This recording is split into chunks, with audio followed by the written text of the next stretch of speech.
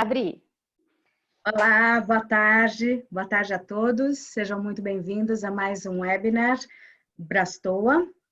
Nós temos tratado de muitos temas muito interessantes nas últimas semanas e estamos prestes a completar um mês de conteúdo criado para auxiliá-los na travessia desse momento único que estamos vivendo e também para inspirá-los, trazer combustível para que estejam melhores e muito mais engajados na retomada.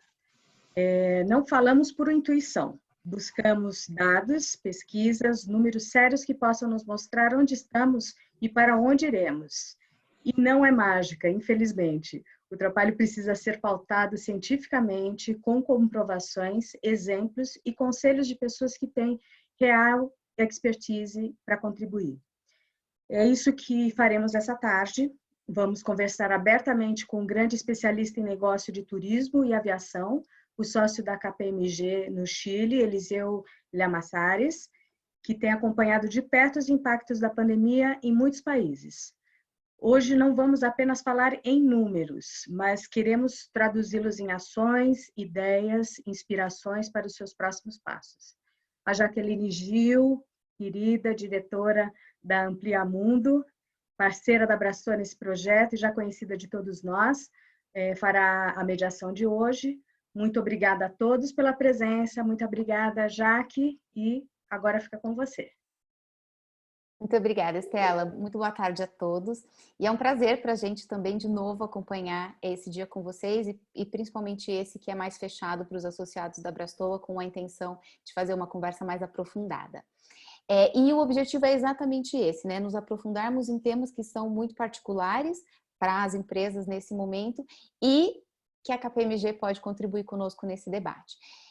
A KPMG tem divulgado uma série de estudos que eles têm feito, tanto no Brasil quanto no mundo, e nesse exato momento a gente inclui inclusive um dos últimos estudos que foi feito que coloca o turismo como um dos setores que vão se recuperar, mas que tem um caminho aí pela frente, né? E esse caminho ele pode ser prolongado e tem algumas características para a gente se atentar de verdade. E para isso é um privilégio, então, contarmos com a presença do Eliseu para essa sessão exclusiva hoje. E além do Eliseu Llamassares, também nos acompanha o Felipe Moura, que é o sócio-diretor de mercados da KPMG no Brasil, que é quem fez essa parceria para essa sessão de hoje conosco. Ele volta e compartilha conosco no momento do debate e das perguntas. Mas antes da gente começar aqui a apresentação, eu vou jogar uma enquete muito rápida aqui na tela, aparece um pop-up e a primeira pergunta é ela de múltipla escolha, porque pode ter alguns empresários que atuam em mais de uma área aqui conosco. E essa enquete a gente preparou agora junto com o Eliseu, é só para ele poder acompanhar um pouquinho melhor de quem é o grupo de empresários que acompanha essa sessão aqui. Então, Eliseu, eu vou soltar na tela para eles começarem a responder, leva alguns segundinhos e logo a gente compartilha o retorno. Basicamente é interessante para o Eliseu conhecer a empresa de vocês, em que segmento atuam, e essa primeira pergunta, volto a dizer, ela é de múltipla escolha, então pode dizer nacional, internacional, receptivo, emissivo, etc.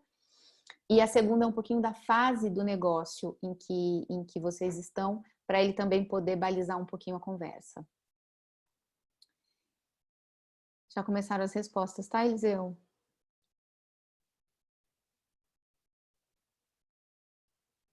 Ótimo, muito obrigada.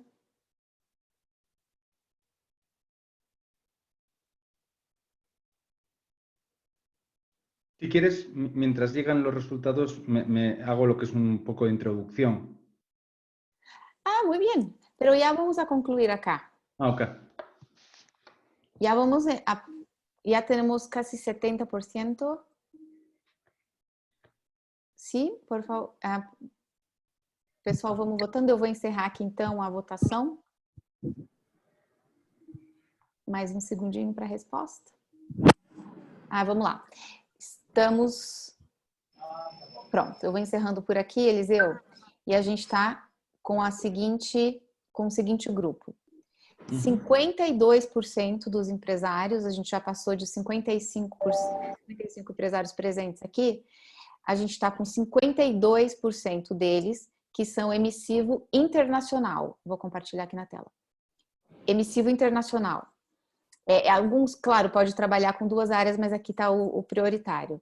18% são emissivo nacional. Depois a gente tem 15% são destinos turísticos, 9% são cruzeiros, 3% são seguros, e depois a gente tem 6% de receptivo nacional, 6% de receptivo internacional e 36% são outros. Ou seja, então existe uma concentração um pouco aqui no internacional, depois no emissivo e no receptivo nacional, depois destinos e diversidade. E a segunda pergunta, que era em relação à fase do negócio, 76% deles responderam que já estão em processo de reestruturação iniciado. 12% estão em processo inicial de financiamento ou de obtenção de financiamento de capital. 12% estão parados totalmente. E 0% em processo de refinanciamento. Então, a gente tem um foco aqui de 76% na reestruturação do negócio, tá? Então, obrigada a todos que responderam. Eliseu, a gente já está com mais de 60 empresários aqui presentes, tá? Então, eu vou apresentar o Eliseu e a gente já passa a palavra para a gente começar a conversa. O Eliseu Lamassares, ele fez sua carreira principalmente na Espanha e atualmente ele é o sócio líder de aviação e turismo da KPMG na América Latina. E ele fica baseado no escritório em Santiago, no Chile.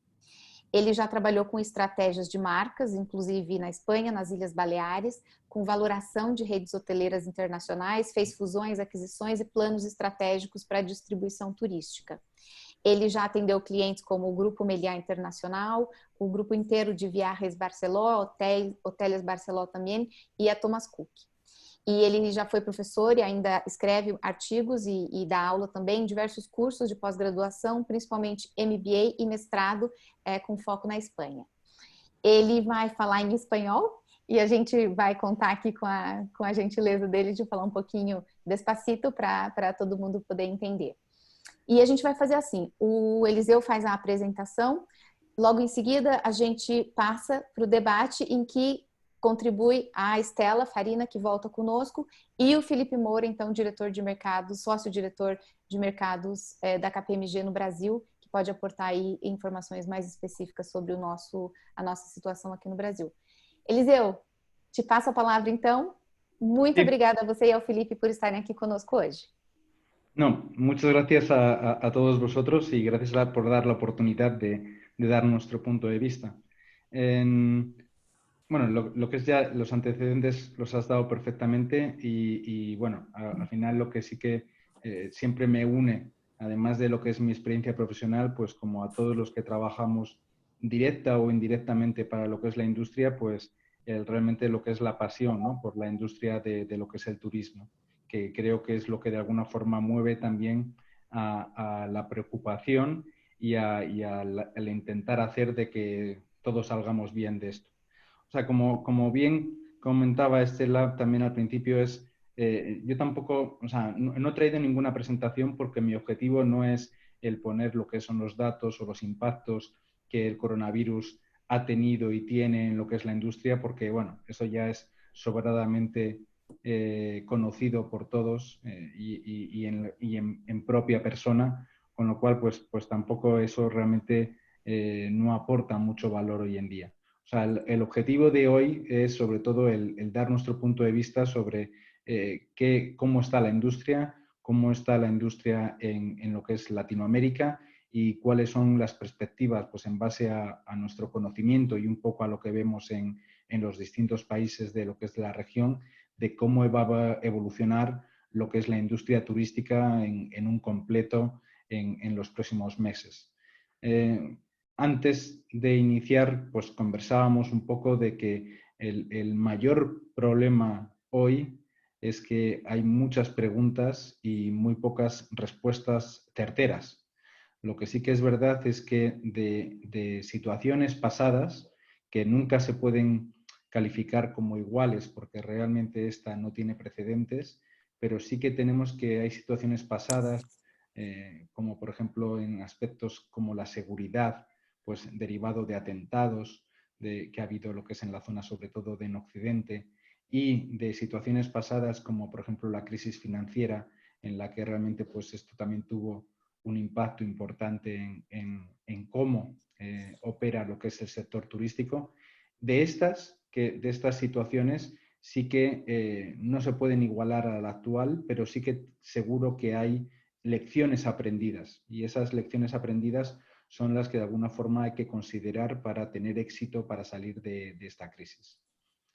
Entonces, el primer factor, por ejemplo, que yo siempre he dicho es que el turismo es una cadena de valor muy larga en la cual nace en lo que es las agencias de viajes y acaba pues en lo que son la oferta complementaria, pues pasando por las aerolíneas, por los aeropuertos, por los hoteles, por la restauración. Y sí que es verdad que hoy en día, pues derivado quizás de que el gran poder de negociación o el peso está en las aerolíneas, pues realmente son las que están alzando lo que es la voz en cuanto a esas necesidades de salvataje, que lo necesitan, que obviamente. Pero, por ejemplo, hay una industria como lo que es la de viajes, que es una industria muy necesaria todavía, y que realmente pues no tiene lo que es esa voz y realmente no se percibe esa necesidad en que deba ser una industria que sea soportada o apoyada por el gobierno o por las entidades financieras para poder pasar esta crisis. Entonces yo creo que el primer punto que quería poner encima de la mesa es la importancia que tiene lo que es la intermediación y lo que es tanto intermediación como las agencias en general, o sea, ya puede ser turoperación, intermediación como receptivo, la importancia que tienen en la cadena de valor del turismo y por ello, pues, la necesidad que se tiene en que son una parte importante de la misma, ¿no? Y que eso, pues, no está, yo creo que debidamente percibido por las distintas partes, ya pueden ser estatales o ya pueden ser las entidades financieras. Después, el segundo factor importante, que tampoco les voy a descubrir nada nuevo, es el hecho de que, así como, por ejemplo, los hoteles sí que tienen facilidades para refinanciarse. ¿Por qué? Porque tienen lo que es una garantía muy importante en su propia estructura, en su propio hotel. Las agencias de viajes tienen una situación mucho más compleja para financiarse, porque realmente son libres de activos. O sea, en la mayoría de los casos tienen puestos arrendados, o en los mejores de los casos, pues realmente pues tienen pues lo que son las OTAs, lo que es una plataforma tecnológica y una pequeña parte de back office.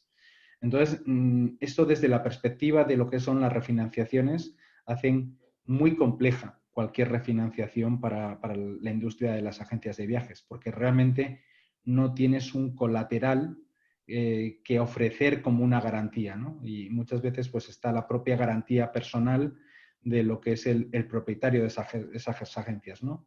Con lo cual, pues, además, sumado a que es una industria que realmente está muy atomizada, pues eso lo que hace es que todavía tenga un riesgo mucho mayor que otras industrias que, a pesar, por ejemplo, un hotelero, a pesar de que tenga solamente un hotel, pues puede hipotecar como la garantía, poner en garantía ese hotel, y con un hotel solo se puede salvar o se puede refinanciar.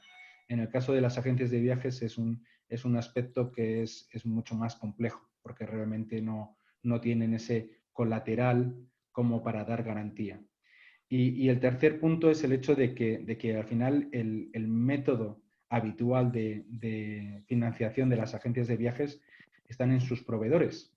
Entonces, aquellas que son especialistas en tickets aéreos, pues bueno, la pena es que ya después de la primera quincena de abril, en la cual pues se liquidó lo que es la venta principalmente del mes de marzo, ya no queda más que ya no genera más caja para volverse a financiar de la parte de los tickets aéreos. Y lo mismo pues pasa en cuestión de hoteles y en cuestión de renta cars, de cruceros, etcétera, etcétera. Con lo cual, pues, además, esa financiación que viene de los proveedores en las agencias de viajes, pues ahora mismo se complica y no solamente las agencias tienen problemas con refinanciar, sino que además requieren nuevo dinero fresco, o sea, nuevo dinero precisamente para financiar su capital del trabajo, porque ellos al final tienen lo que son factores de producción, como por ejemplo los agentes, que tienen que pagarlos mensualmente, cuando después igual lo que es la forma en que ellos cobran, pues no tiene el mismo plazo. Con lo cual, pues, la situación de lo que es la industria de viajes, pues es realmente complicada. Entonces, el otro día también hablábamos en cómo si es un buen momento para evolucionar o para cambiar el modelo de negocio. A ver, yo siempre he dicho que los modelos de negocio, bueno, y no es que lo diga yo, o sea, lo dice gente que sabe mucho más que yo. Los modelos de negocio realmente se tienen que cambiar o se tienen que reestructurar cuando las cosas van bien, no cuando las cosas van mal. Porque realmente cualquier cambio de modelo de negocio requiere una inversión. Y precisamente ahora lo que no hay es caja para realizar ningún tipo de inversión. Es decir, hoy en día el quererse digitalizar lo que es una agencia de viajes es una tarea muy complicada y muy costosa. Con lo cual, pues realmente yo creo que hoy tiene que ser un modo de realmente reactivación más que un modo de transformación. Lo que sí que es verdad es que ese modo de reactivación tiene medidas que pueden ser más en el corto plazo y otras medidas que pueden servir para definir lo que es una estrategia a medio a largo plazo. Entonces, uno de los temas, por ejemplo, es que sí que pues también en Europa es muy habitual, son todo lo que son los grupos de gestión.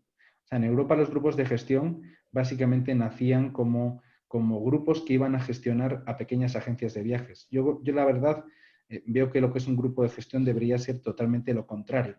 O sea, un grupo de gestión debería ser como que las propias agencias muy atomizadas se juntan para crear lo que es un centro de servicios compartidos. Y centro de servicios compartidos en el contexto de centralizar compras, es decir, porque al final el negocio de viajes y de la intermediación es un negocio de volumen. Entonces tú vas a obtener lo que es una rentabilidad razonable cuando compras mucho y puedes reducir de forma significativa el precio de compra. Y puedes también muchos de los costes de estructura repartirlos entre muchas. Entonces yo creo que los grupos de gestión sí que son herramientas muy útiles como centrales de compras para gestionar lo que son las agencias de viajes en tiempos de crisis. Precisamente por esa capacidad de comprar en volumen y obtener lo que son unos precios razonables. Entonces, porque al final lo importante es que también es ser sustentable con la propia cadena de valor. O sea, en la cadena de valor, en el tiempo en el que estamos hoy en día, lo importante es tener una idea de responsabilidad social corporativa. Es decir, hoy en día estamos en un modo de buscar acuerdos estables y acuerdos sostenibles con hoteles, buscar acuerdos estables y sostenibles con aerolíneas y buscar acuerdos estables y sostenibles con nuestros clientes y con nuestros empleados. Entonces, esto es la forma en la que de alguna forma se tiene que desarrollar. O sea, hoy en día no es cuestión de, a través de una central de compras, conseguir aumentar tanto el poder de negociación con los hoteles que llevarles a un precio por debajo de su margen. No, es un tema de buscar el tener una capacidad de financiación y de compra grande para obtener lo que es un precio razonable y además poderle dar un anticipo razonable a ese hotelero que le dará liquidez. Entonces, hay que buscar medidas que realmente sean sostenibles y que cumplan con ese objetivo de sostenibilidad de toda la cadena de valor. Eso en cuanto a lo que es la industria. A ver, muchas veces se habla de lo que es la digitalización de lo que son las agencias de viajes. A ver, sin obviar que es un tema muy importante, o sea, porque es muy importante y la tendencia va hacia allá. Lo que también es verdad que al final, por lo menos en el entorno más latino, las agencias, lo que es el multicanal, sigue siendo lo que es el modelo con más éxito. Y el multicanal siendo como aquel que tiene lo que es la capacidad para vender online y offline.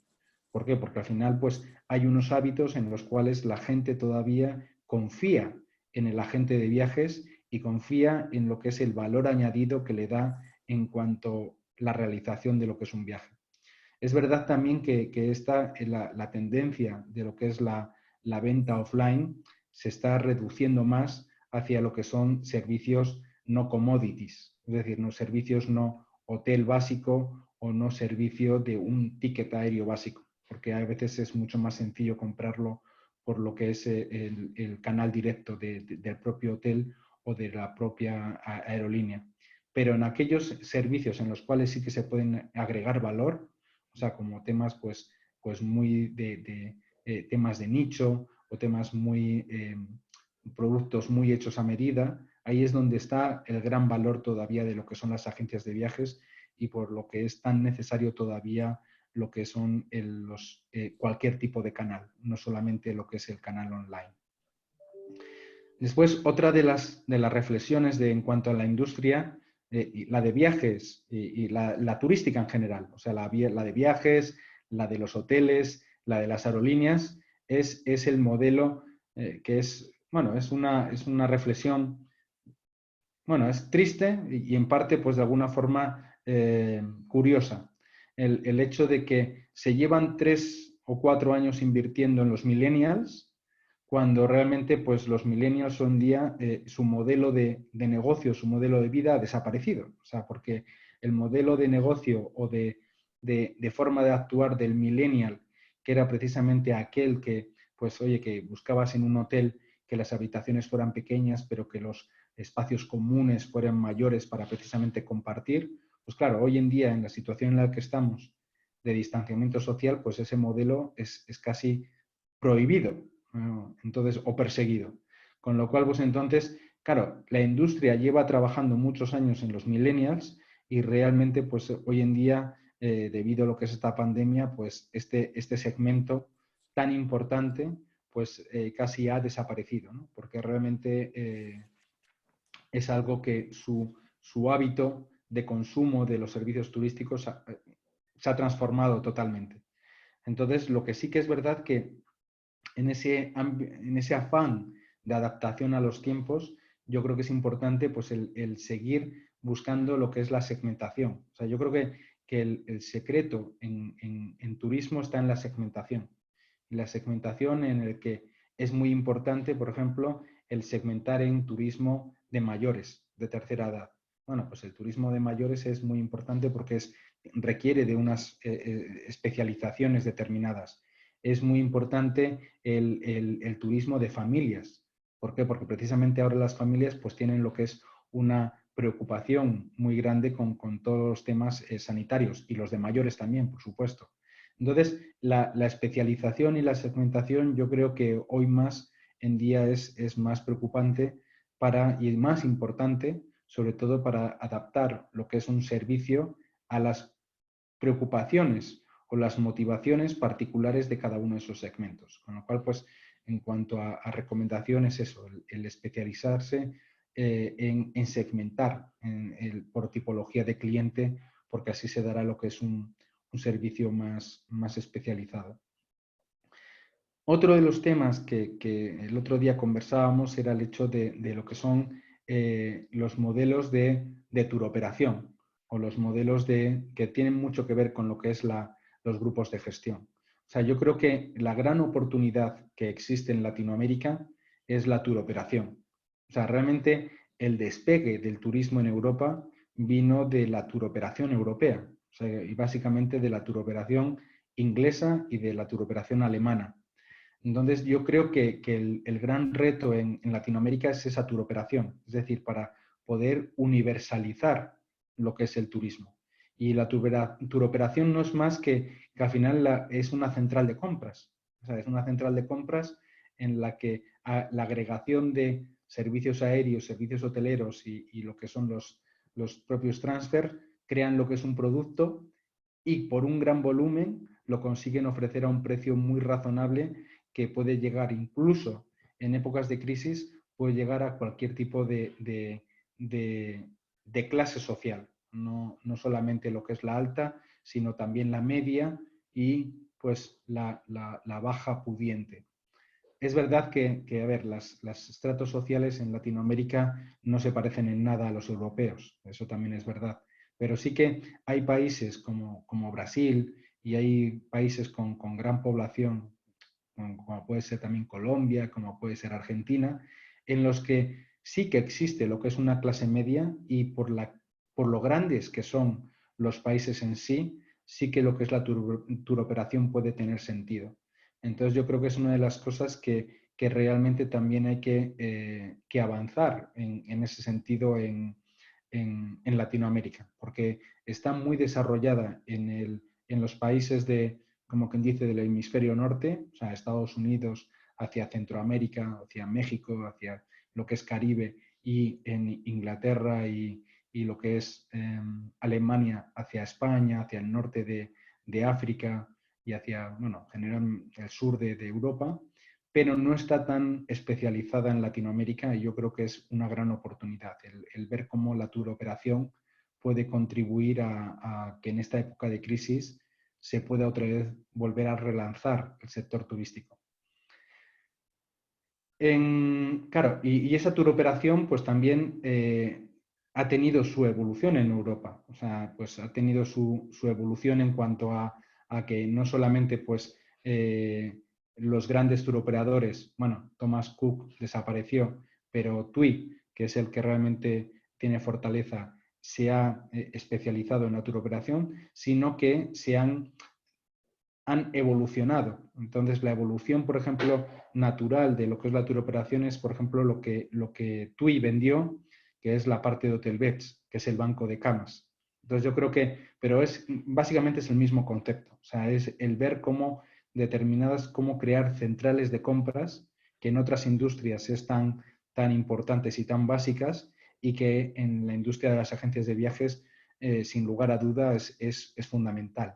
El centralizar compras para poder tener un volumen suficiente y así tener una rentabilidad que te cubra tus costos fijos. Después, otro de los temas que es importante ahora y que vemos en cuanto a lo que es el futuro próximo es y que es una incertidumbre claramente, pero que ya se empiezan a ver lo que son algunas luces, es el cómo se abrirán los destinos turísticos. O sea, yo creo que Europa está empezando a abrir los destinos turísticos, derivado de que fue la que primero se contaminó y entonces, pues de alguna forma, después de las medidas de contención, pues ha conseguido frenar el desarrollo de lo que es el virus. Entonces, pues ahora se están preparando lo que son los destinos turísticos. ¿Los grandes problemas cuáles son? O sea, los grandes problemas es que una legislación sanitaria que debería provenir de lo que es el Estado, o en el caso de Brasil, del gobierno federal, para tener lo que es una homogeneidad, no existe en ningún país. Entonces, pues encontramos el caso en el que, por ejemplo, las líneas aéreas que vuelan a muchos países, es muy probable que se van a encontrar con protocolos muy distintos en función de que si vuelan a Colombia, de que si vuelan a Brasil, que si vuelan a Chile. Pero es todavía peor el hecho de que, por ejemplo, mercados domésticos importantes como puede ser Brasil, como puede ser Colombia, como puede ser México, que tienen suficiente demanda interna como para satisfacer a lo que es el sector turístico nacional, van a tener también estas diferencias. O sea, porque realmente pues, puede surgir regulaciones de los diferentes estados que forman el estado, el país, y generar pues, grandes problemas, ¿no? Grandes problemas y principalmente a los operadores y a lo que son los vendedores de viajes. Porque tú vas a vender lo que es un viaje en Sao Paulo, pero en función de que vayas a un estado u otro, pues tendrás que tener distintas formas de prevención y de lo que es prevención sanitaria en cuanto a la persona que va a viajar. Entonces, este es uno de los grandes problemas de que hoy por hoy la regulación está partiendo de lo que es el sector privado a través de mucha voluntad, es decir, de crear protocolos, de intentar crear sellos de certificación de protocolos, pero realmente toda la regulación, para ser eficaz y ser homogénea, debería venir del Estado. El poner lo que son unas pautas muy claras en cuanto a protocolos como en certificación, porque una certificación no regulada tampoco vemos que sea muy efectiva. Entonces, muchas de las cosas que por ejemplo, se sacan sellos de lo que es el COVID-free, pues realmente hay que también tener cierta precaución en cuanto a esos sellos. O sea, porque COVID-free habrá el día que salga una vacuna. Hasta el momento en que no haya una vacuna, es imposible certificar que un establecimiento es COVID-free. O sea, se puede certificar de que sigue lo que son unos protocolos sanitarios que pueden evitar de una forma razonable la propagación de lo que es el virus o el contagio. Pero el que un establecimiento sea libre de virus, pues realmente es muy, muy difícil. ¿Qué temas son necesarios para regular? Pues en mi opinión, protocolos que sean claros, tanto protocolos como certificaciones y reguladas de forma centralizada. Después, muy importante, lo que es el pasaporte sanitario. O sea, el pasaporte sanitario, que parece que algo que es así intangible y muy etéreo, yo creo que es algo muy importante y quizás sencillo de realizar. O sea, sencillo de realizar en el sentido en el que un test, aunque sea rápido y con ello su efectividad no sea totalmente 100%, un test rápido sí que puede dar lo que es una cierta seguridad de que ese viajero o ese turista que va a viajar está libre, está razonablemente libre de lo que es el virus. Porque lo importante, como se está, por ejemplo, también intentando desarrollar en Europa, es la creación de comunicación, tanto nacional como internacional, entre destinos verdes, es decir, destinos que razonablemente hayan contenido lo que es el virus. Entonces, esto es muy importante, pero lo que es clarísimo es que el destino turístico tiene que ser verde. Entonces, porque no puede, si es rojo, no se puede conectar con ninguna otra localización. Entonces, lo que es la contención y la seguridad de los destinos turísticos es vital para dar seguridad al turista. Entonces, una vez que un destino turístico se convierta en verde, ahí sí que hay que también ser selectivos con preservar ese atributo de seguridad. Y entonces, pues buscar qué conexiones, tanto domésticas como internacionales, pueden razonablemente mantener ese estatus de seguridad al turista. Entonces, yo creo que esa identificación en cuanto a zonas seguras es básica. Después, la seguridad de lo que es un pasaporte sanitario a través de los test rápidos en origen es fundamental. Y los protocolos, evidentemente, que se realicen en los establecimientos hoteleros y en el destino son fundamentales. Y eso pues requieren, evidentemente, no solamente la voluntad privada, sino yo creo que una directriz pública que haga de alguna forma, tenga un rango de ley o un rango de guía para poder cumplir y para, en el caso de incumplir, también tener lo que es un régimen sancionador. Todos estos aspectos relacionados con dar seguridad al turista, porque si no hay seguridad, no hay turismo. Entonces, pues, básicamente estos son los temas el cómo vemos lo que es la industria y cómo vemos los aspectos que pueden facilitar.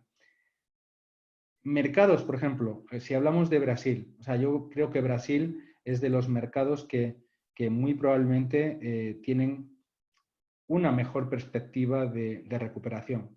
Es verdad que en cuanto a propagación de lo que es el virus, pues, bueno, tiene sus inconvenientes, es decir, todavía el virus sigue siendo muy potente en Brasil y yo creo que también es en cierta manera puede ser natural porque la población de Brasil no se puede igualar a ninguno de los otros países de la región, pero es algo que se tiene que controlar.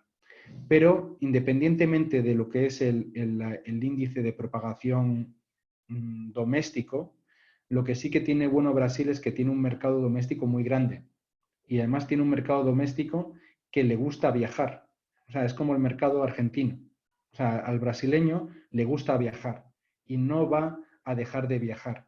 Lo que pasa es que, pues evidentemente, derivado de las restricciones, puede el verse incapacitado para viajar al exterior en el largo radio, o sea, porque el llegar a Europa y tener 14 días de confinamiento no tiene sentido, o sea, porque tus vacaciones son básicamente de 7, 10 días.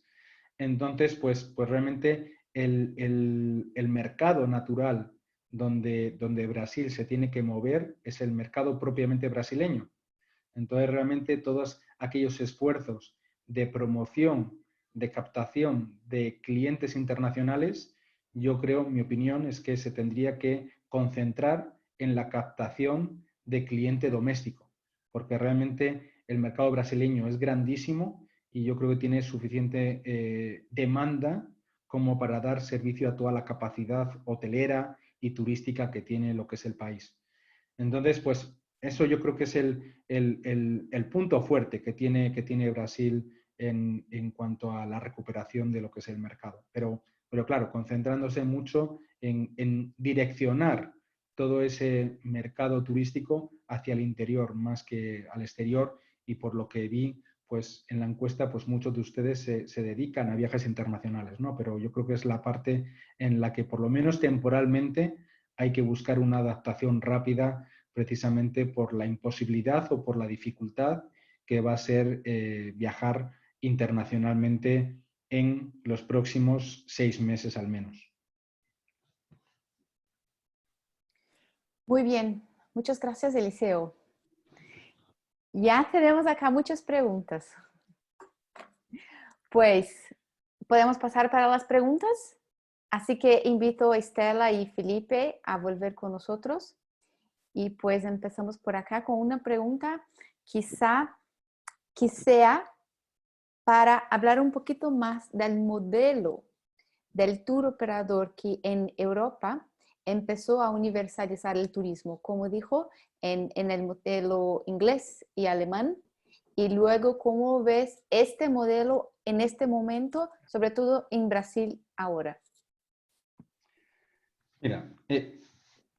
Mira, una de las bases, o sea, a pesar de que Thomas Cook quebrase en lo que es el año pasado, yo creo que eso como seguramente que por muchos factores distintos de lo que es el modelo de negocio, yo creo que el hecho que revalida que la turoperación sigue siendo un modelo de negocio muy válido es el hecho, por ejemplo, de que TUI se reestructuró y precisamente vendió divisiones distintas de la turoperación clásica, como por ejemplo Hotelbeds, a pesar de sus excelentes resultados, porque se quería concentrar en la turoperación. Entonces, yo creo que esa es una de las pruebas, y TUI no es un turoperador menor. O sea, yo creo que es el turoperador que realmente mejor lo ha hecho desde que se creó, hace ya muchos años, ¿no? Entonces, eso yo creo que es uno de los hechos que explica que el modelo de turoperación sigue siendo muy vigente, incluso en mercados maduros como puede ser el europeo. Porque evidentemente el europeo es un mercado maduro en el cual pues hoy en día ya se está hablando de lo que es el paquete dinámico, ya se está hablando de ya desarrollos de la turoperación clásica. Pero aún así, los turoperadores clásicos, como puede ser TUI, siguen teniendo lo que es una vigencia totalmente absoluta. Entonces, en América Latina, o sea, en Brasil, o sea, Brasil tiene, o sea, es como, por ejemplo, el preguntarse si tiene sentido lo que es el low cost en Brasil. Evidentemente, porque el low cost en Brasil lo que haría es que si hoy en día están viajando 100 millones de brasileños, un low cost puro, como pueden ser los low cost tipo europeo o norteamericano, podrían hacer que en unas circunstancias normales llegasen a viajar 200 millones de brasileños. ¿Por qué? Porque hay mucha gente que antes no viajaba que pasa a viajar. La turoperación pasa exactamente lo mismo. O sea, la turoperación lo que hace es que mucha gente que antes no viajaba tenga la posibilidad de viajar. ¿Y por qué no viajaba mucha gente antes? Porque, bueno, porque cuando se transportaba, pues realmente se tenía que transportar, por ejemplo, en LATAM o en Gol o en Azul. Realmente, alguien que es una compañía doméstica, con lo cual las tarifas nunca te las va a dejar a un precio de turoperador. Entonces, ¿por qué después iba a tener problemas? Porque después cuando fuese a los destinos turísticos, pues realmente esos destinos turísticos pues se ven limitados porque a los hoteleros no se les compran muchas plazas y además se compran muy estacionalmente. Con lo cual los hoteleros evidentemente tienen que aprovechar su temporada para buscar lo que es con esa rentabilidad mantenerse el resto de la semana y el resto de la temporada baja. Entonces, la turoperación lo que hace es, en cierta manera, universalizar, con lo cual pues empieza a ver lo que es un aumento del número de turistas y empieza a desestacionalizar. ¿Por qué? Porque cuando lo que es la turoperación se establece, empieza ya a marcar tiempos diferentes de los habituales y empieza a comprar en temporadas turísticas que no son las habituales. Entonces, en España o en Europa, el mes clásico para viajar son julio y agosto. Pero hoy en día te encuentras que muchísimos de los destinos que habitualmente eran estacionales están llenos también en marzo, en abril, en junio y en mayo, cuando antes, hace años atrás, ni siquiera estaban abiertos los hoteles. Y esto es precisamente a la turoperación, y a la turoperación en la que quizás en las épocas de lo que es la temporada alta busca el mismo público que buscaba tradicionalmente, pero en temporadas bajas pues busca otro tipo de público, como por ejemplo tercera edad y como otro público que puede viajar en cualquier temporada. Entonces, eso es lo que hay que hacer. Hay que comprar en masa para ofrecer precios, comprar barato y tener una rentabilidad razonable, ofreciendo un precio de venta al turista muy razonable y que pueda pagar.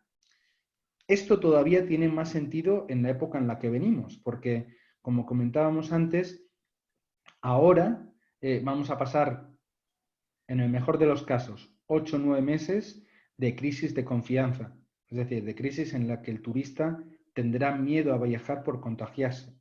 Pero es que cuando pasen los 9 meses de crisis de confianza, empezará la crisis financiera. Y realmente pues habrá mucha gente que habrá perdido el empleo, habrá mucha gente que, en el mejor de los casos, sus salarios se hayan reducido un 15 o un 20%. Entonces, esta gente pues tendrá más dificultades para viajar, pero tendrá más dificultades para viajar en el modelo actual.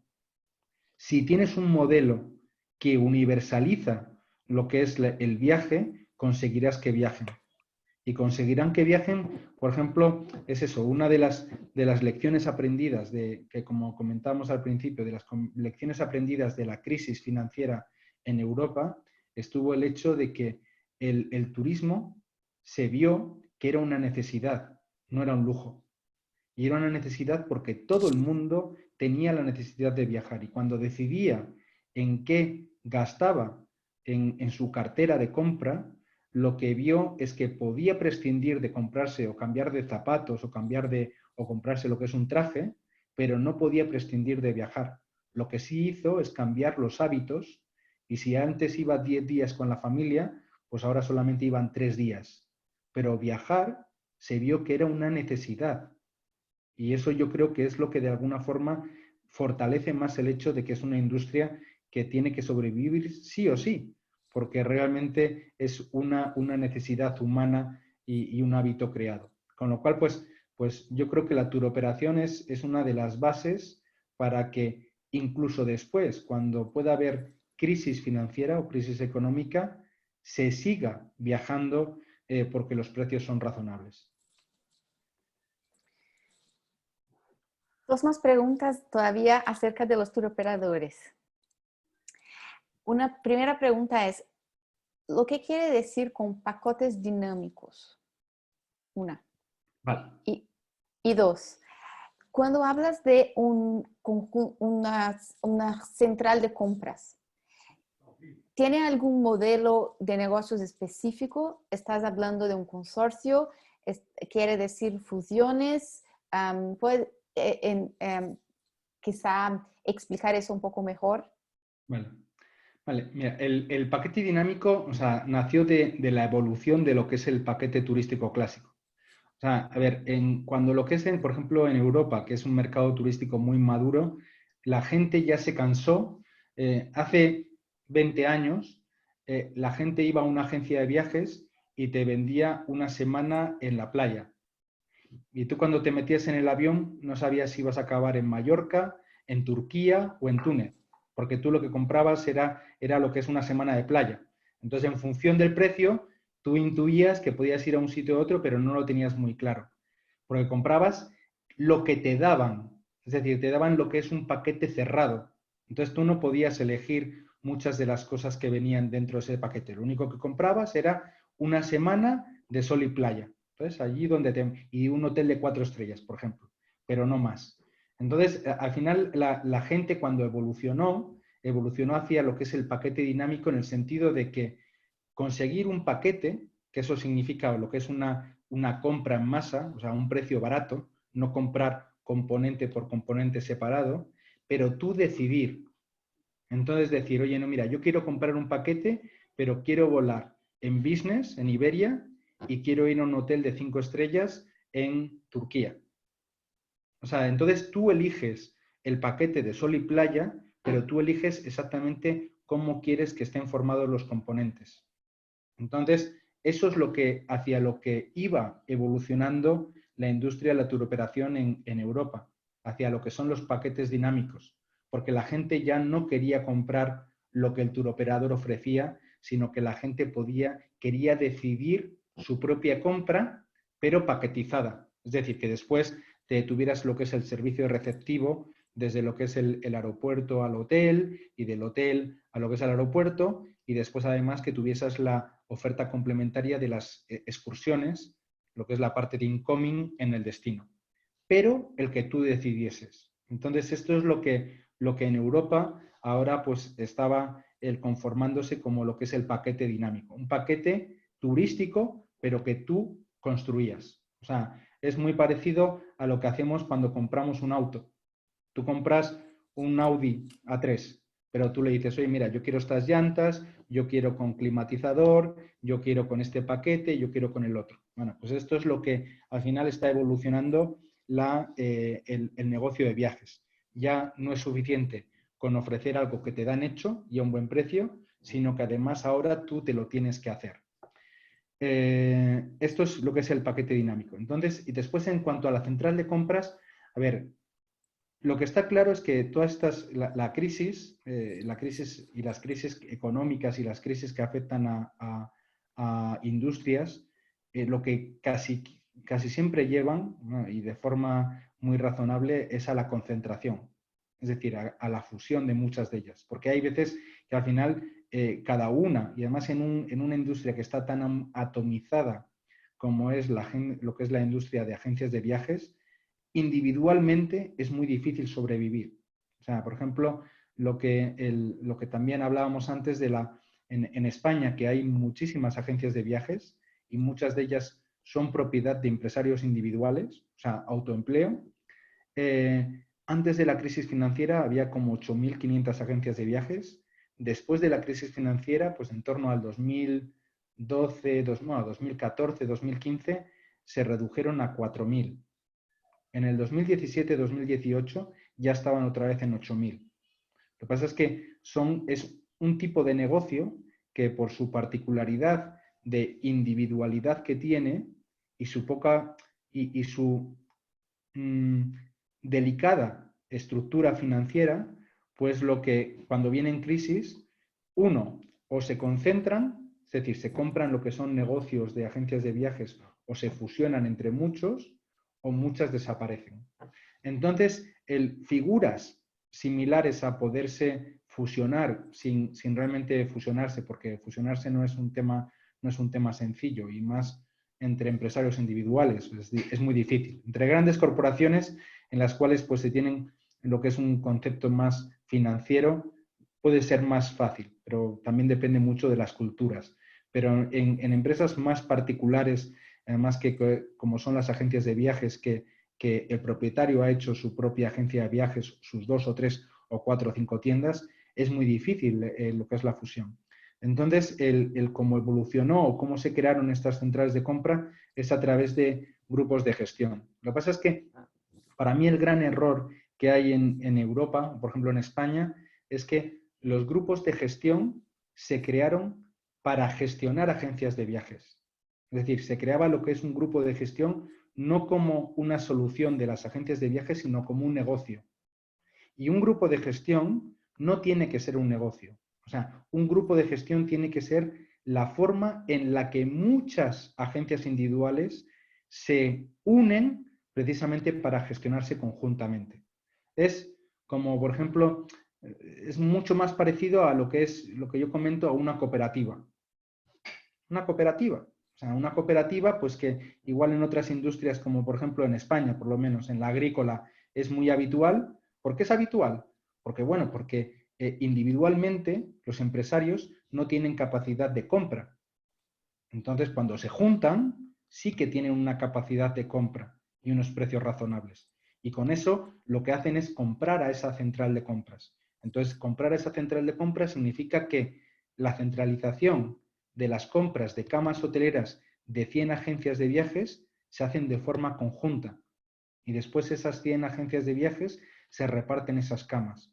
Evidentemente el precio no es el mismo cuando tú negocias lo que es uno a uno con lo que es el hotel. Entonces ahí está lo que es realmente la solución de lo que es los grupos de gestión en agencias de viajes. El crear esas centrales de compras que te sirvan para comprar, porque al final la agencia de viajes simplemente lo único que gana es si tiene alguna ventaja en la compra, porque el precio de venta muchas veces va a venir definido por la propia demanda del cliente. Entonces, si la demanda del cliente hace que los precios bajen y las compras no se consigue lo que es una economía de escala para comprar barato, no hay margen para lo que es la agencia de viajes. O Jaque, só desculpa, eu saí um pouco porque essas coisas de home office tem alguma furadeira aqui na vizinhança que eu mal consegui ouvir vocês, então me desculpe. Mas eu queria, bueno, em espanhol, por supuesto, eu queria hacer solo un apuntamiento ahí. Creo que lo que se llama pacote dinámico aquí se llama customizar, né? Customizar um pacote para o português. E também o autoempleo o autoemprego, né, que ele cita, é a nossa MEI, né? Eu nem colocaria como freelancer nem nada disso, mas é a nossa MEI, né? A empresa de uma pessoa só, que é interessante ele citar em cruzeiros, principalmente nos Estados Unidos, é bem comum já você ter uma empresa maior que negocia, que trabalha em escala e que tem pequenos colaboradores em diversos lugares que pertencem a esse grupo, mas são como contratos de pessoa jurídica, mas atuam em nome daquela empresa maior que faz, enfim, que não é, no caso de cruzeiros, não é exatamente um tour operator, mas que funcionaria em termos de modelo da mesma forma. É interessante ouvir isso também da Europa. Não vejo isso acontecendo ainda, mas eu acho que pode ser uma tendência também para esse pós-Covid, como uma solução, talvez, de pequenos negócios, imagino. Totalmente. No, totalmente. Lo que pasa es que tiene que ser una tendencia más que por la búsqueda de un negocio, precisamente por la sostenibilidad del negocio. Porque en Europa la forma en la que se ha creado es como un negocio en sí. Es decir, crear lo que es en el grupo de gestión en Europa es muy parecido a lo que es el management hotelero. Es decir, yo sé de gestionar agencias de viajes, oye, pues pequeño, individual, agente, yo te voy a gestionar y te voy a ayudar con todos los temas de back office y con todos los temas de front office, en cuanto a comercialización, en cuanto a compras y demás. Entonces, en España se ha visto como lo que es un negocio en sí, como un management. Yo creo que para mí, hoy en día, no es un negocio, es la solución a la adaptación. Interesante. Y tengo, perdón, Jacqueline, es Por que favor, estás Estela, tomando. por favor. Por favor, por favor. No, una pregunta es el tour operator, que como hablaste antes, que depende mucho de volumen. Bueno, claro, no sabemos en futuro cómo va a ser las temporadas, ¿no? Porque creo que en Europa es muy marcada por la, ¿cómo se dice? Por la temperatura, la sazonalidad.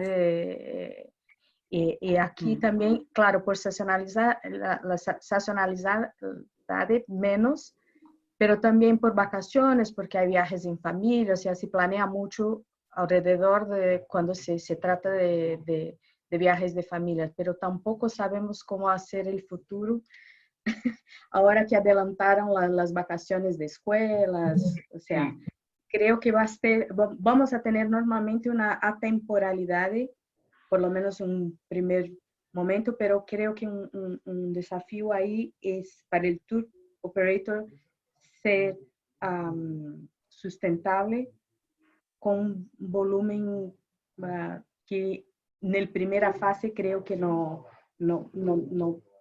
va a ocurrir, ¿no? No, a ver, totalmente. O sea, a ver, lo que pasa es que yo creo a ver, o sea, totalmente cierto. O sea, lo que es Europa vive mucho de la estacionalidad del clima. Entonces es verdad que se concentra mucho lo que es en la época entre mayo y octubre. Pero también es verdad que en Europa se ha conseguido desestacionalizar. Y yo creo que incluso el clima se ha conseguido desestacionalizar. Y yo creo que es el gran reto que hay en Latinoamérica. O sea, Latinoamérica tiene países, por ejemplo, que están, y Brasil tiene países zonas que están cerca del Ecuador y no tienen estaciones. Sin embargo, tienen una estacionalidad gigantesca. O sea, tienen mucho más estacionalidad que Europa. Y tú dices, a ver, si climáticamente no tienen estacionalidad, ¿por qué la tienen desde el punto de vista de negocio? Entonces, yo, por ejemplo, yo tenía clientes que estaban en la zona del noreste de Brasil y claro, tenían grandes problemas porque tenían overbooking los fines de semana y vacío el resto de la semana. A no ser un pequeño espacio de tiempo en el que sí, que más o menos tenían las vacaciones de verano, en la cual pues sí que tenían unos meses con una ocupación muy razonable. Yo creo que ahí está uno de los retos por ejemplo, de la turoperación. O sea, la turoperación lo que tiene que ser capaz es de capturar diferentes tipos de negocio. Entonces, en España, por ejemplo, una parte importante de la desestacionalización que hay, por ejemplo, en archipiélagos y en costas, en Canarias no, por ejemplo, porque Canarias ya tiene lo que es un clima muy razonable durante todo el año. O sea, es muy parecido al noreste de lo que es Brasil. Lo que pasa es que en el hemisferio norte en lugar de hemisferio sur. Pero uno de los secretos para desestacionalizar, por ejemplo, fue los viajes de la tercera edad. A ver, los viajes de la tercera edad no requieren, o sea, a ver, los viajes de la tercera edad no requieren el hacer sol o el estar en la playa o que las discotecas estén abiertas. No, o sea, lo que requieren es pues, que haya un clima razonable, que haya tranquilidad y eso es como, por ejemplo, donde muchas zonas que eran turísticas y que habitualmente los hoteles estaban cerrados durante 6 meses, se empezaron a abrir. Porque tampoco lo que hay que olvidar es que la operación de cierre y de apertura tiene un coste alto. Es muy distinto que lo que es cuando tienes lo que es un trabajo durante todo el año. Entonces, hay muchos hoteles que con llegar al punto muerto o con perder poco, prefieren tener el hotel abierto. Porque garantizan al personal, o sea, hay, por ejemplo, las zonas turísticas, yo siempre he dicho que uno de los principales hándicaps de lo que es el sector turístico en Latinoamérica es crear la capacitación en los polos turísticos. Y capacitación, porque al final el turismo es servicio. Y si tú quieres tener lo que es muy buenos profesionales, tienes que tener una escuela fantástica de turismo, por ejemplo, en Fortaleza. O sea, no te los puedes traer, por ejemplo, de Sao Paulo. ¿Por qué? Porque si en Sao Paulo van más las cosas, irán a Fortaleza, si no, no van a ir a Fortaleza. Entonces se tiene que crear lo que es el personal capacitado de la zona. Entonces, en España uno de los principales problemas era que esta estacionalidad lo que hacía era precisamente tener muy mal servicio, porque cada año venían o no venían, en función de que su actividad primaria, que igual era la agricultura, estaba bien en su zona de origen. Entonces, cuando realmente tú creas una estabilidad en el sector hotelero de poder tener abierto los 12 meses y de una forma razonable, estabilizas el empleo y mejoras el servicio y por ende mejoras el destino. Entonces, esos son los grandes retos de Latinoamérica, o sea, el desestacionalizar. Lo que pasa es que no se puede desestacionalizar cuando la única forma de ir es a través de un vuelo regular y a un hotel en el cual pues seguramente que lo que es la tarifa es muy elevada. O sea, tienes que buscar dar un incentivo y ese incentivo se consiga a través de la turoperación, que de alguna forma universaliza y porque reduce lo que es el precio del paquete turístico. El tema del preço, Eliseu, a gente tem uma pergunta aqui sobre preço. Você falou antes e reforçou agora que o papel do operador, o papel das viagens, das agências de viagens trabalhando em conjunto é muito de trabalhar com o preço, né? Comprar num preço competitivo e vender num preço que financia a sua margem de lucro. Como fica isso nesse momento em que o consumidor está preocupado com preços, obviamente, e além disso, como fica o turismo que vendia para uma classe um pouco mais elevada e passa a vender num volume, claro, menor também. ¿Cómo ecualizar esa cuestión? Mira, el precio yo creo que será uno de los factores muy importantes y que, por ejemplo, la turoperación europea tiene resuelto. ¿Y por qué será uno de los factores muy importantes? Porque, a ver, la turoperación europea está integrada verticalmente. ¿Y qué significa? Pues que tiene su red de agencias, tiene su mayorista que compra y tiene su línea aérea. Entonces, al final, pues tiene totalmente integrada todo lo que es la cadena de valor y bueno, y tiene lo que es su receptivo en el destino. ¿Cuál es el inconveniente hoy en día? El inconveniente hoy en día es cuál será el precio del ticket aéreo una vez que se abra lo que es el mercado.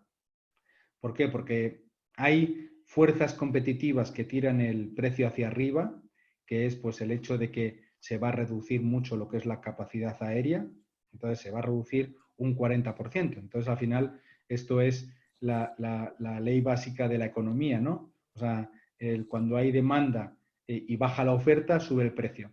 Pero también están fuerzas competitivas de que la demanda posiblemente caiga tanto como la oferta, con lo cual pues eso tirará lo que es el precio hacia abajo. Lo bueno que tiene lo que es la industria aérea en estos momentos es que, por ejemplo, uno de los costos más importantes que tiene, que es el combustible, pues realmente está muy, muy bajo. Entonces esto lo que ayuda es a que realmente puedan tirar hacia abajo el precio de los boletos aéreos sin perder de una forma sostenible. Pero, sin lugar a dudas, este va a ser lo que es uno de los grandes inconvenientes. La turoperación europea eso lo tiene resuelto. Porque, por ejemplo, TUI tiene lo que es TUI Fly, que era la antigua Hapag-Lloyd, o sea, bueno, es lo que es la línea aérea dentro del turoperador, que tiene capacidad suficiente como para distribuir todos los turistas que tienen. Con lo cual, no va a sufrir el problema que pueda tener por un incremento de precio en lo que son las líneas aéreas, tanto regulares como las de bajo costo. Entonces, ese es uno de los inconvenientes más importantes, que realmente la turoperación europea pues tiene más solventado y en Latinoamérica pues puede ser un inconveniente mayor. Vale, muchas preguntas acá llegando todavía en mi WhatsApp. Pero bueno, voy a tomar una pregunta del presidente de Brastoa, Roberto Naldosio, que pergunta o seguinte. Na pesquisa da KPMG, no estudo dos impactos econômicos do Covid, existe uma previsão de que as viagens corporativas demorem mais do que a retomada das viagens de lazer. Como é que vocês fizeram esse estudo? Como é que vocês chegaram nessa resposta?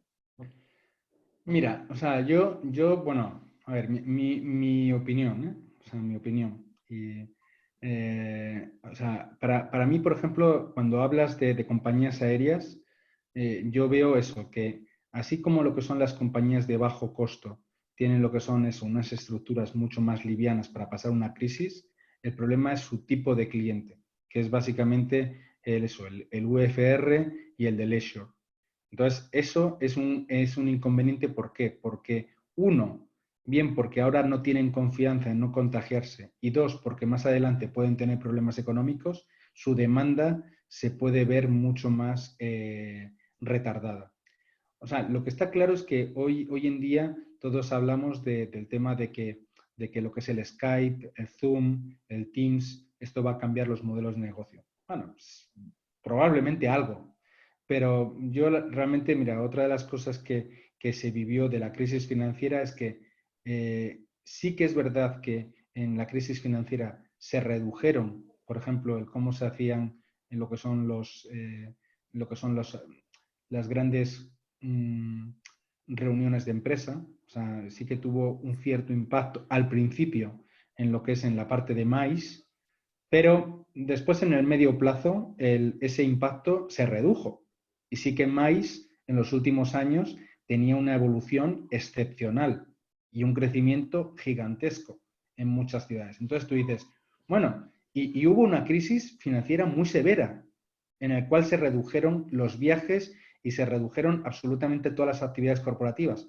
Pero al final, las actividades corporativas y de negocios se tienen que recuperar, y esas se tienen que recuperar pronto. Entonces, el negocio corporativo, el que yo decido cuándo ir de vacaciones, lo decido en función de que yo esté seguro y de que yo tenga capacidad financiera para comprarme un viaje.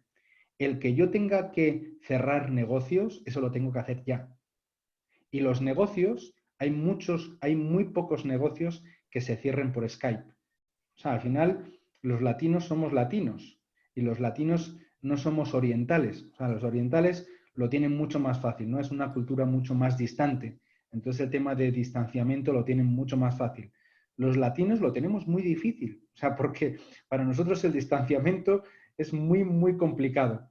Y eso también en los negocios. Entonces, los negocios los tenemos que cerrar. O sea, bueno, no nos daremos la mano, sino el codo, pero nos tenemos que ver cara a cara. Entonces, el negocio corporativo se tiene que recuperar pronto, y eso va a exigir volar, y eso va a exigir viajar. Lo que está claro es que tiene que haber una cierta seguridad, pero lo que es verdad es que en el momento en que exista una cierta seguridad para viajar, el negocio corporativo posiblemente se tenga que recuperar antes, porque hay una necesidad de cerrar negocios, y en el entorno latino es muy difícil que no se cierren cara a cara. A nivel global puede ser otra cosa, ¿eh? O sea, a nivel global, norteamericana, europea. A ver, Estados Unidos no es muy diferente de nosotros. O sea, Estados Unidos, el por qué se han decidido no tener medidas mucho más restrictivas es precisamente por esto, porque se sabe que el teletrabajo en determinadas industrias o sectores pueden de alguna forma ser un sistema sostenible de hacer negocios, pero en algunos no sirven para nada.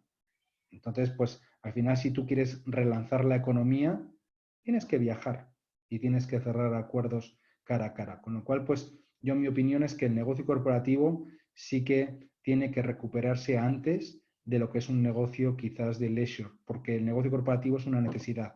El leisure es una opción de lo que es cada persona. Interesante, muy interesante la perspectiva. Eliseo, todavía acerca del precio. ¿Qué diría usted? Es una pregunta que viene de Marcelo Andrade. ¿qué diría usted acerca de los precios que son un poco abajo de los costes? O sea, que son claramente abajo de costes y que están ahí en el mercado. ¿Qué hacer? Mira, a ver, al final, mira, hay dos temas que son importantes. A ver, vender por debajo de los costos nunca es un buen consejo ni es un buen sistema sostenible. Lo que pasa es que sí que es verdad que cuando, por ejemplo, se necesita relanzar lo que es una actividad, y por ejemplo más en la actividad turística, es más que lo que es margen, se necesita liquidez. Entonces, claro, tú dices, no, mira, es que hay muchas veces que tú tienes que condicionar lo que es el margen o la rentabilidad a la liquidez.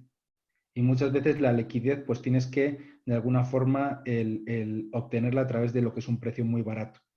Entonces, al final, a ver, está dentro de lo que son las teorías ya más que clásicas de lo que es el revenue management. O sea, el revenue management, hombre, lo que nunca te dice es que vendas por debajo, ¿no? de lo que es el costo.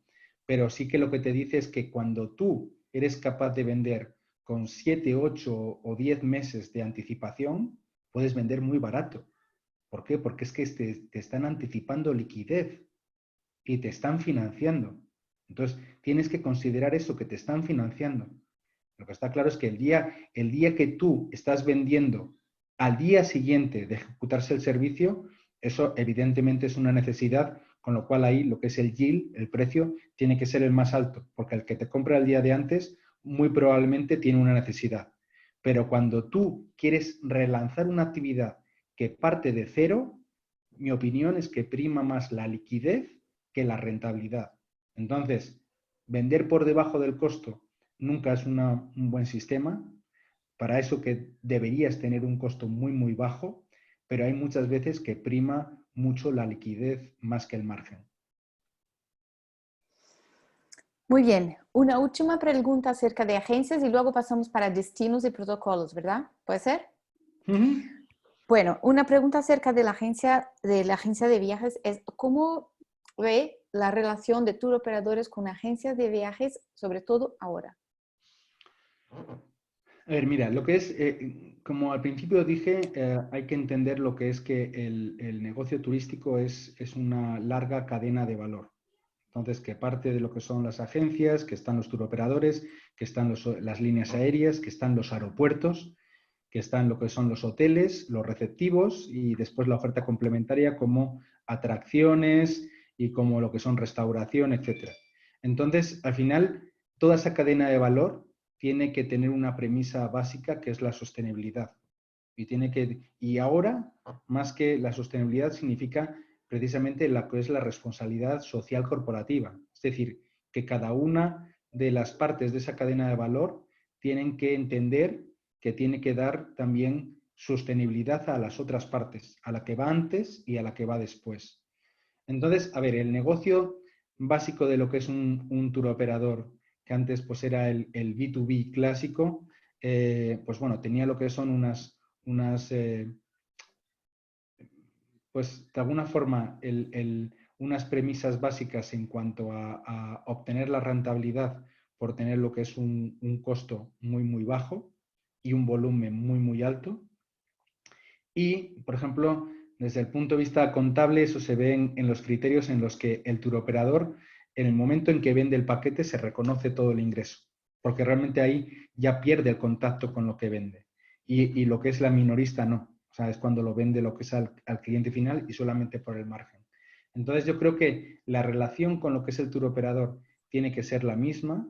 Lo que pasa es que todas las relaciones, al menos hasta que se vuelva a lo que es un entorno sostenible, se tienen que reevaluar y reevaluar en el sentido de que todos los negocios tienen que dar sostenibilidad al resto de los negocios.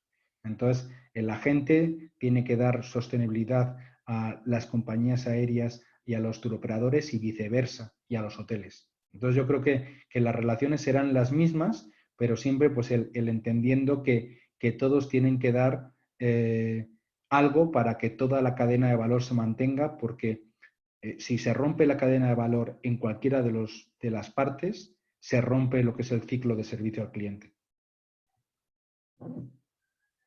Así que respeto. Mm. Muy bien, Eliseo. Estela, ¿quiere complementar con algo o podemos pasar para destinos? Podemos passar. Eu acho que ele citou temas bem polêmicos, né, na verdade, da relação de agências e operadores, tá? Mas eu acho que ele traz um ponto de vista importante. Então, não acrescentaria. E também com relação a custo, a venda abaixo do custo, acho que também é outro tema bem polêmico. Nós estamos em grupo, né? Então a gente sabe quais são as polêmicas existentes aí no grupo, mas eu acho que é válido o ponto de vista, a argumentação dele é válida. Muito bem. Eliseu, passando para protocolos e destinos. Você colocou da dificuldade de encontrarmos hoje um protocolo, digamos assim, homogêneo em um país e mesmo em nível de destino, talvez. Duas perguntas nesse sentido. Você conhece alguma experiência em qualquer país que esteja um pouco mais avançada rumo à homogeneidade e que você poderia complementar conosco? Essa é uma questão. E a segunda é se você vê aqui no mercado doméstico brasileiro oportunidades para que isso aconteça em menor escala e depois se multiplique, já que homogeneizar é importante. Você acha que isso é possível? Mira, la primera pregunta, la respuesta es, a ver, existe más homogeneidad, como dije, lo que es la normativa o los protocolos están partiendo de la parte privada, no de la parte pública. Entonces, donde realmente la parte privada está más organizada es donde se van a encontrar protocolos mucho más homogéneos. Entonces, por ejemplo, en España, por ejemplo, la parte hotelera está muy concentrada.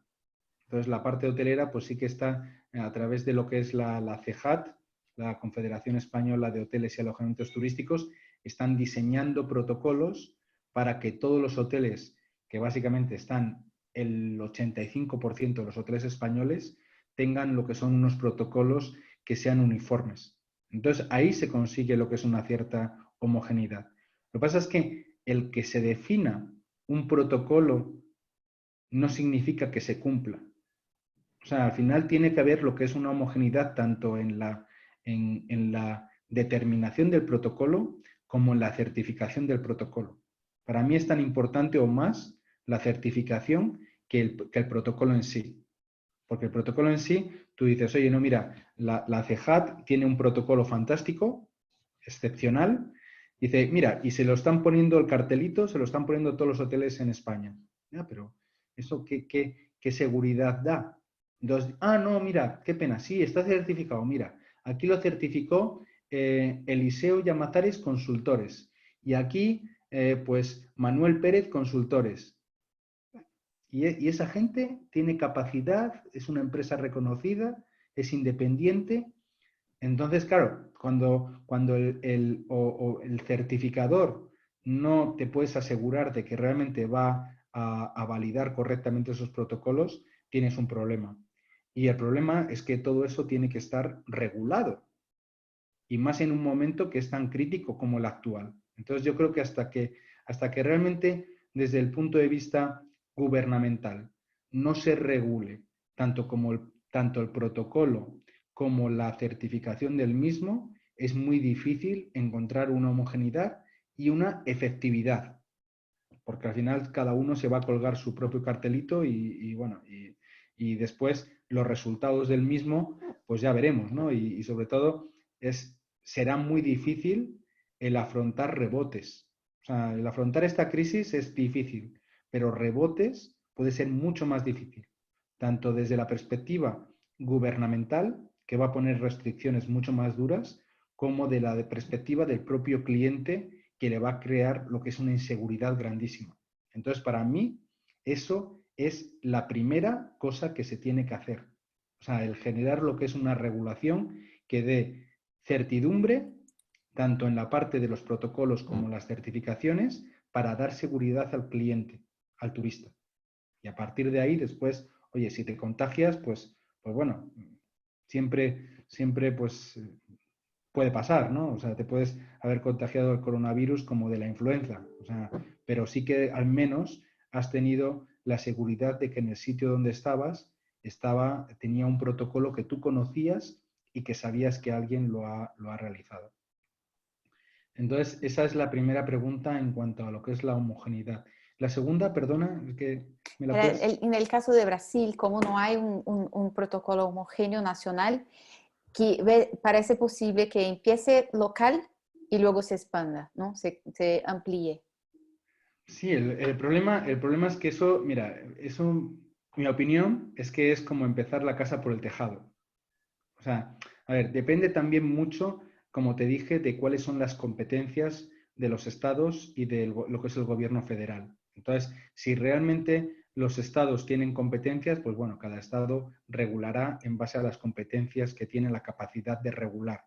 Lo que pasa es que desde la perspectiva de lo que es por ejemplo, vosotros, que los emisores, lo que necesitáis es una certidumbre en cuanto a que los protocolos, al menos en el mercado doméstico, que va a ser el primero que realmente se podría reactivar, sean homogéneos y tener lo que es una única promesa de valor.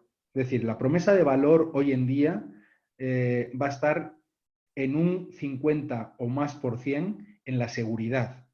Entonces, claro, va a ser muy distinto el decir que, por ejemplo, tienes la misma seguridad, imagínate, pues en Salvador de Bahía, que en Río, que en Fortaleza, cuando los protocolos de seguridad son totalmente diferentes o igual cuando uno de ellos carece de protocolos de seguridad.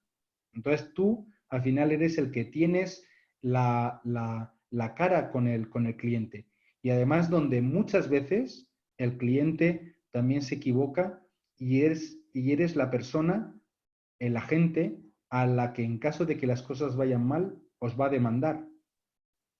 Porque realmente va a decir, no, es que el viaje me lo vendiste tú. Y fíjate qué pena que en aquel hotel cogí coronavirus. Entonces, no va a demandar al hotel, porque el hotel evidentemente está en Río de Janeiro y una persona vive en Sao Paulo y no va a ir a presentar una demanda a Río de Janeiro. Presentará una demanda en Sao Paulo a la gente que le vendió el viaje en Sao Paulo. Entonces, eso es un gran problema el no tener esa homogeneidad y no poder dar una promesa de valor uniforme en todo el territorio. Muy bien.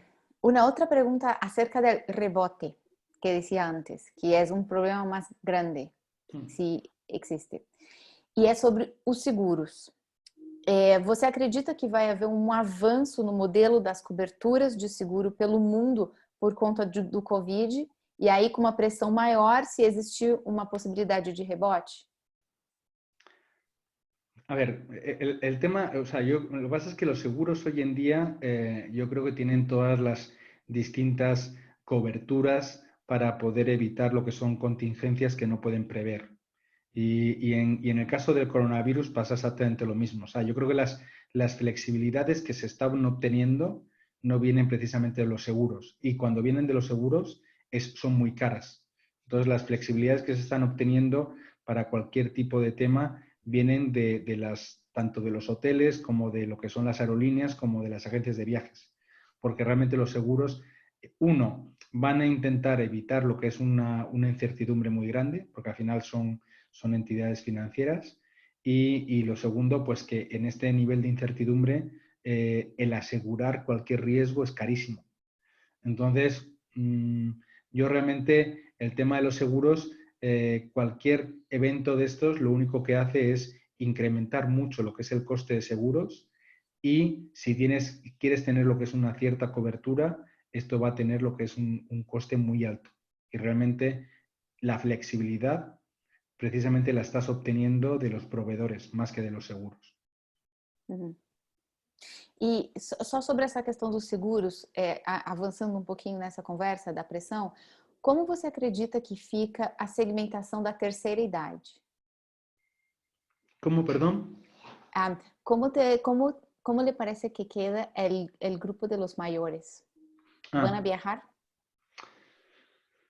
claro, a ver, los mayores yo creo que al final es el segmento que realmente pues tiene lo que es un impacto mayor lo que es el coronavirus, o sea, porque se ha demostrado que realmente lo que es la mortalidad se concentra en este segmento. Entonces, será lo que es el segmento que de alguna forma haya que asegurar más que van a evitar lo que es el coronavirus. Pero yo creo que el segmento de los mayores, si eres capaz de asegurar que no van a tener lo que es un riesgo mucho mayor que el que puedan tener en su origen, es un segmento que va a poder viajar. Porque al final el segmento de los mayores es un segmento que también necesita viajar. O sea, porque realmente ya no tiene muchas cosas que hacer y sobre todo si tiene capacidad económica. Entonces, pues realmente lo único que tienes es que tener lo que es eso, por eso que es un mercado que hoy en día puede ser un mercado de nicho. ¿Por qué? Porque tiene que tener un tratamiento específico y mucho más cuidado en cuanto a qué le ofreces respecto a alguien de 30 a un millennial. Pues a un millennial, pues bueno, sí, está en un grupo de riesgo, igualmente pues se va a ver afectado, pero es mucho más sensible lo que es el mayor. Entonces yo creo que viajarán, lo único que hay que, de alguna forma, el customizar mucho lo que es el servicio que se les den, precisamente porque necesitan mucha más seguridad. Muy bien, una pregunta outra de Marcel, Marcel Ieire. Ele pergunta, com a diminuição dos voos, no número de voos, você acredita que a tendência é que os bilhetes tenham preço maior? Vai aumentar o preço dos bilhetes aéreos? A ver, ya te digo, o sea, hay lo que son fuerzas competitivas en los dos sentidos. Entonces, la reducción, o sea, por ejemplo, pero esto ya se vio en Brasil, o sea, Brasil ya no es un país que no haya vivido esto. O sea, Brasil cuando vino lo que es la devaluación de lo que es el real tan fuerte y crisis, la crisis económica que tuvo Brasil, esto llevó a todas las compañías aéreas a reducir una capacidad de un 20%. Sin embargo, los tickets aéreos siguieron bajando. ¿Por qué? Porque a pesar de esa reducción de capacidad, que redujo Gol, redujo TAM, o sea, todas redujeron capacidad, pero aún así los precios seguían bajando, bajando, bajando. ¿Por qué? Porque al final hay fuerzas competitivas que hacen subir el precio, que es la reducción de la oferta, pero la oferta competitiva hoy en día más fuerte es la demanda. Y la demanda posiblemente no sea muy grande. ¿Qué puede pasar? ¿Qué puede pasar? Que la demanda se recupere, como estábamos hablando antes del tema de los cruceros. Bueno, pues si la demanda se recupera muy rápido, se ha reducido capacidad y además se implementan medidas de distanciamiento en los aviones, pues evidentemente los precios van a subir y mucho. Si realmente la demanda, como se prevé, va a tener lo que es un crecimiento tímido, la capacidad se ha reducido mucho, pues, y los costes que tienen las compañías, que principalmente es el fuel, están muy, muy bajo, pues posiblemente los precios, a pesar de la reducción de capacidad, no van a incrementarse de forma muy significativa. Pero hoy en día depende, yo creo que más de la capacidad de las compañías que reduzcan, depende de la recuperación de la demanda, el que las fuerzas competitivas tiren hacia arriba o hacia abajo de los precios.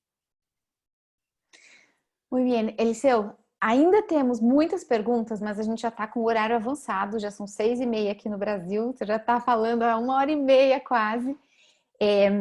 Vamos fazer o seguinte, vamos passar para uma rodada final de recomendações.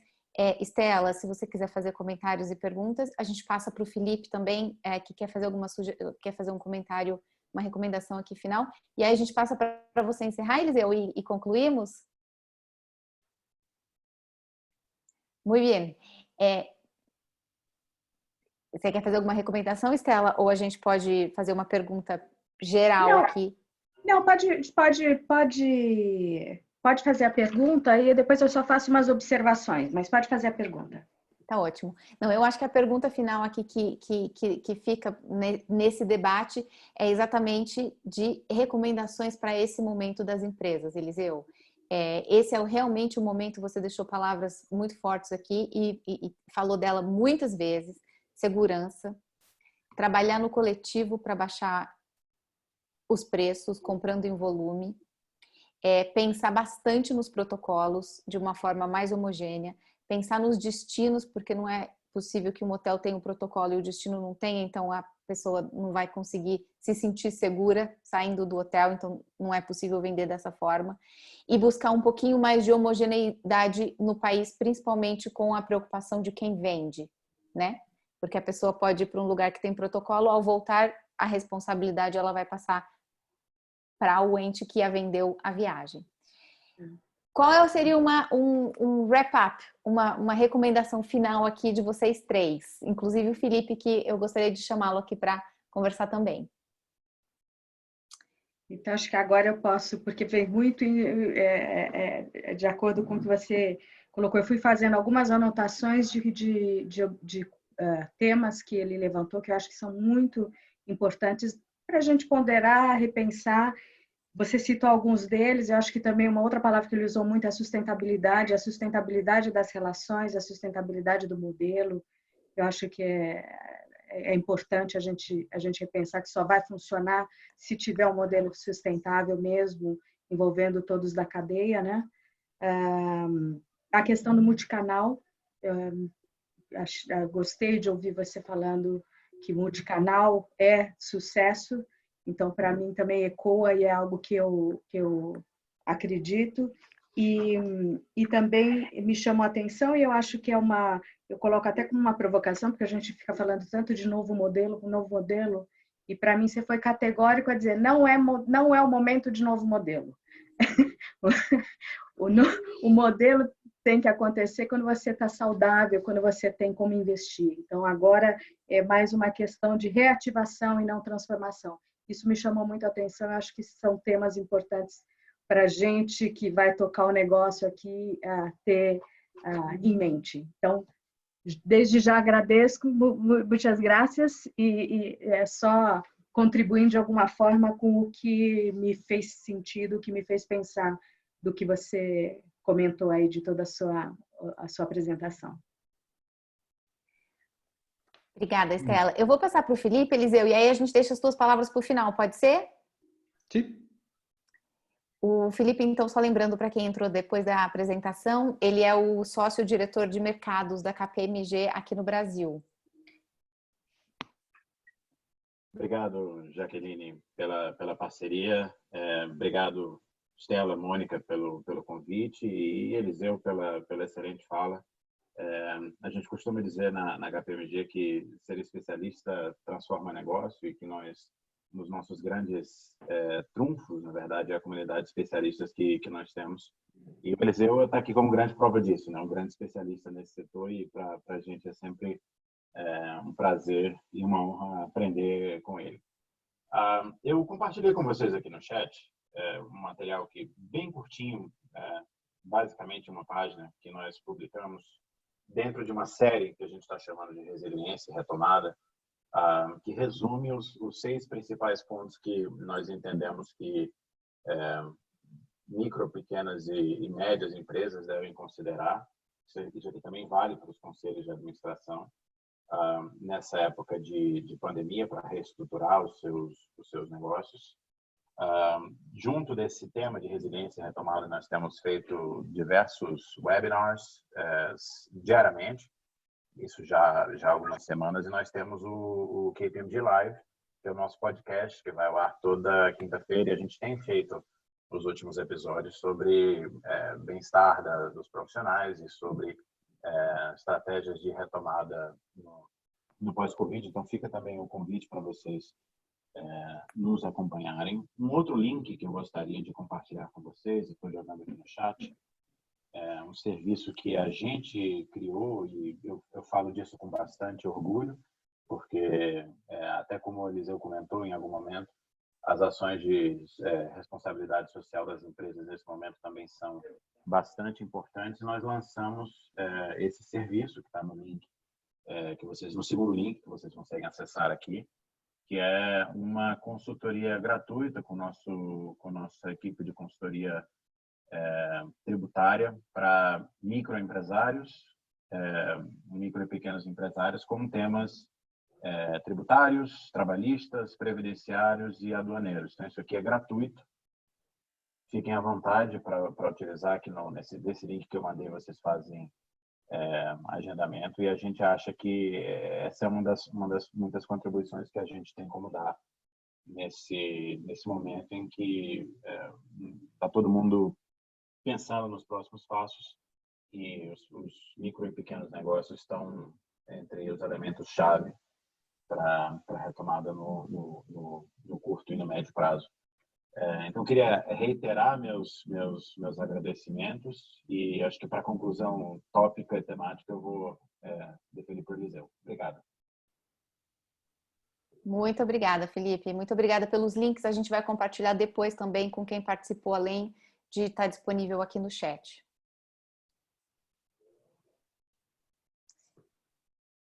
E Eliseu, vamos para as palavras finais? Só agradecimentos a você y ao Felipe y a Estela.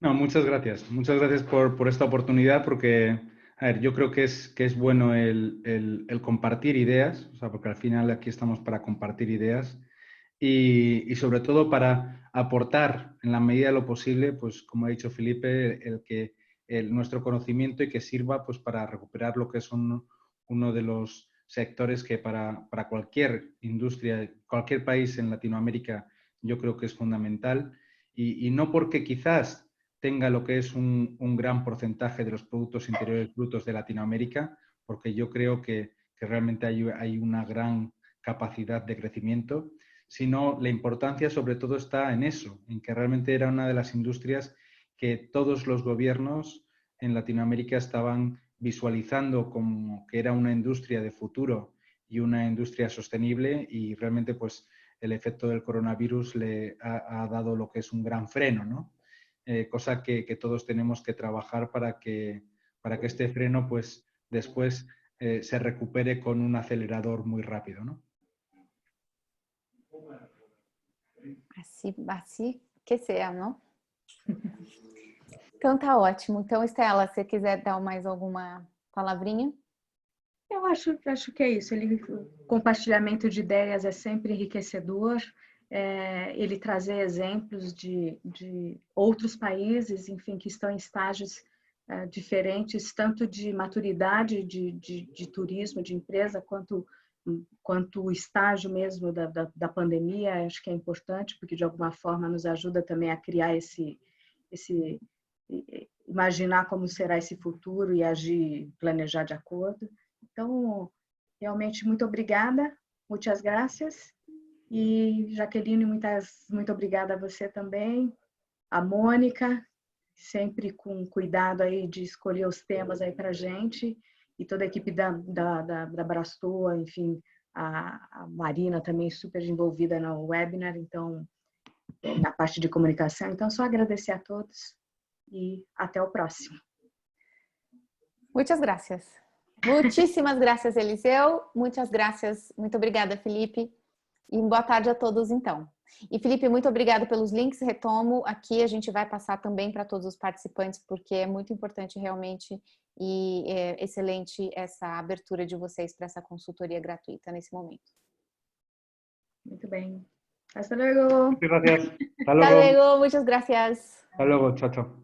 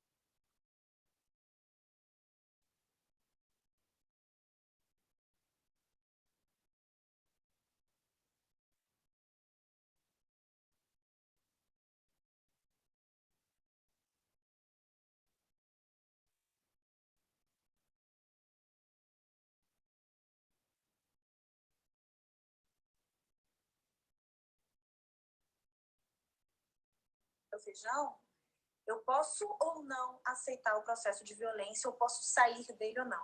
Agora, é muito complicado, assim, é uma pergunta que eu poderia ficar, assim, 1h30, talvez eu falasse só sobre uma violência. A primeira coisa que eu